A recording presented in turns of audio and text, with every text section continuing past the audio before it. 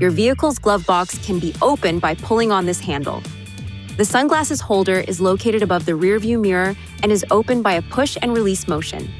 Your vehicle is equipped with a cup holder that can accommodate 2 beverages, located in the center console. There are also bottle holders located on the inside of each door. The center console storage box is located between the front seats. To open, press this button and lift the lid. There is also a center storage compartment located here. To open, push this button.